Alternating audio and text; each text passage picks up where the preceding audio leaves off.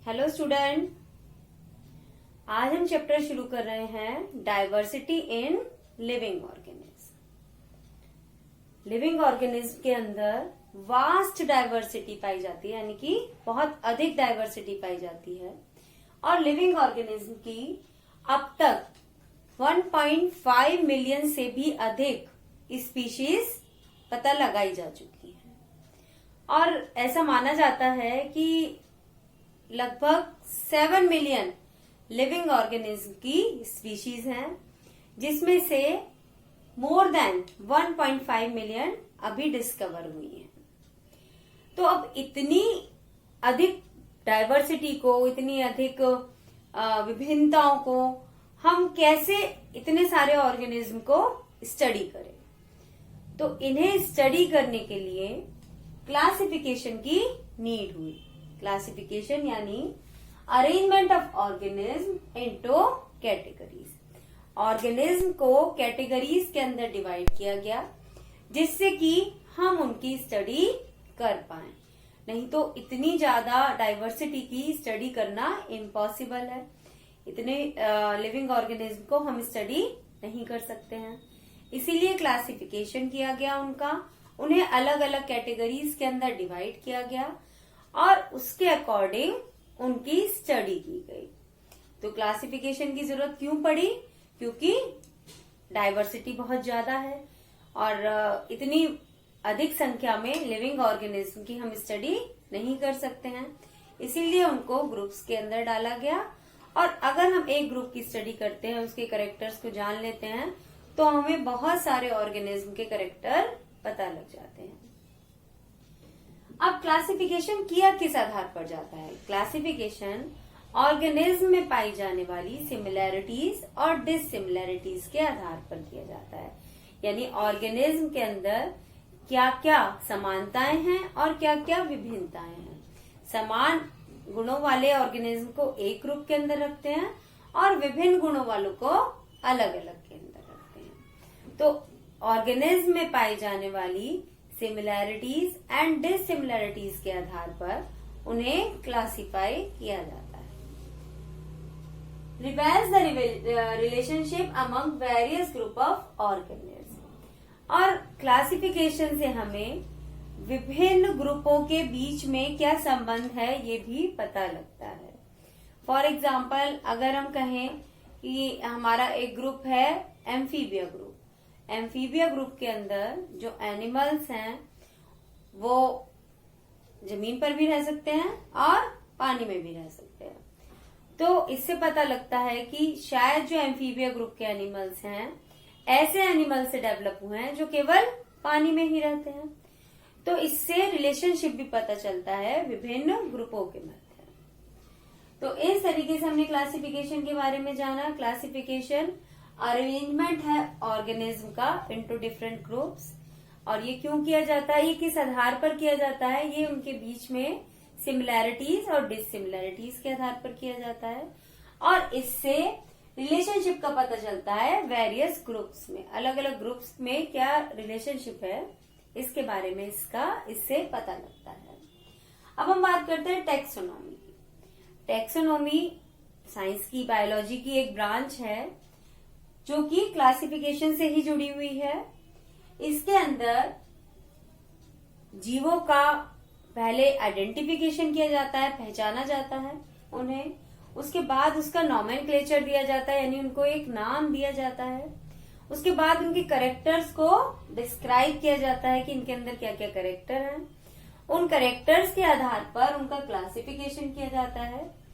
तो इस तरीके से टैक्सोनॉमी हमारी क्लासिफिकेशन का ही एक ब्रांच है, या हम कह सकते हैं टैक्सोनॉमी के अंदर ही क्लासिफिकेशन किया जाता है। सबसे पहले अगर कोई नया ऑर्गेनिज्म डिस्कवर हुआ है, हमें कोई नया ऑर्गेनिज्म मिला है, तो पहले हम उसको आइडेंटिफाई करेंगे कि इसके अंदर जो कैरेक्टर्स हैं वो किससे मिलते जुलते हैं। आइडेंटिफाई करने के बाद उसको एक स्पेशल नाम दिया जाएगा, उसके जो कैरेक्टर्स हैं उनको डिस्क्राइब किया जाएगा, उसको क्लासिफाई किया जाएगा। तो ये हमारा टैक्सोनॉमी के अंदर हम करते हैं। और कैरोलस लीनियस को टैक्सोनॉमी का फादर कहा जाता है।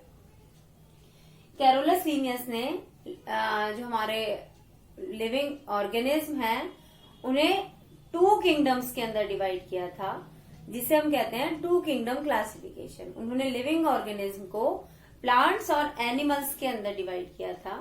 प्लांट्स यानी जो अपना फूड खुद बना लेते हैं, और एनिमल्स जो कि प्लांट्स के ऊपर डिपेंड होते हैं अपने फूड के लिए। तो उन्हें कहा जाता है फादर ऑफ टेक्सोनॉमी।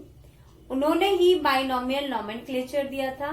कोई भी लिविंग ऑर्गेनिज्म है उसको एक स्पेशल साइंटिफिक नेम दिया जाता है, जिससे वो वर्ल्ड वाइड पहचाना जाता है। पूरे वर्ल्ड में उसका एक ही साइंटिफिक नेम होगा। अब अगर हम कॉमन नेम की बात करें तो कॉमन नेम एक लैंग्वेज में कुछ और होगा और दूसरी लैंग्वेज में कुछ और होगा, लेकिन जो साइंटिफिक नेम है वो सभी लैंग्वेजेस में एक ही होगा। सभी देशों में एक ही साइंटिफिक नेम होगा एक लिविंग ऑर्गेनिज्म का। जैसे कि हम बात करें ह्यूमंस की, तो ह्यूमन बीइंग का साइंटिफिक नेम होता है होमो सेपियंस।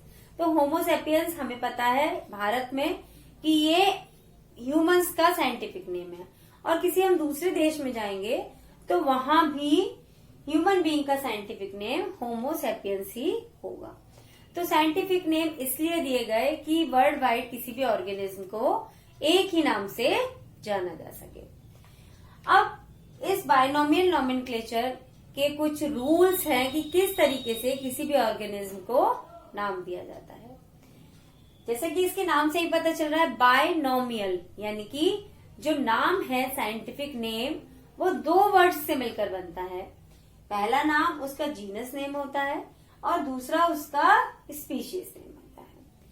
पहला जीनस यानी कि वंश का नाम, और स्पीशीज यानी कि उसकी जाति का नाम।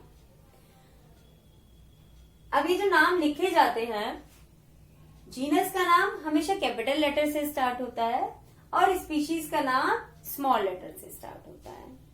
और अगर इन्हें प्रिंट किया जाता है, अगर फॉर एग्जाम्पल हम कोई मटेरियल पढ़ रहे हैं उसमें किसी भी जीव का साइंटिफिक नेम आता है, तो उस साइंटिफिक नेम को इटैलिक्स में टेढ़ा तिरछा लिखा जाता है।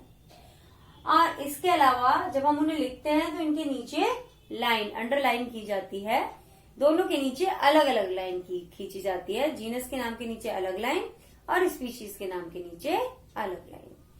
और ये जो वर्ड होते हैं जो हम यूज करते हैं इनके नामों में, वो ग्रीक या लैटिन भाषा से लिए जाते हैं। तो ये जो वर्ड हैं वो कौन सी भाषा से लिए जाते हैं? ग्रीक और लैटिन भाषा से। और प्रत्येक जीव का नाम 2 शब्दों से मिलकर बनता है। पहला शब्द उसके वंश का नाम होता है और दूसरा शब्द उसकी जाति का नाम होता है। वंश का नाम कैपिटल लेटर से स्टार्ट करते हैं और जाति का नाम स्मॉल लेटर से स्टार्ट करते हैं। और अगर इन्हें प्रिंट किया जाता है तो इन्हें तिरछा छापा जाता है। इसके अलावा इनके नीचे अंडरलाइन की जाती है, अलग अलग जीनस के नीचे अलग लाइन खींची जाती है और स्पीशीज के नीचे अलग लाइन खींची जाती है। इसको हम एक और एग्जांपल से भी समझ सकते हैं। फॉर एग्जांपल हम मैंगो का एग्जांपल ले लेते हैं। मैंगो का नाम होता है मैंगीफेरा इंडिका। Mangifera indica.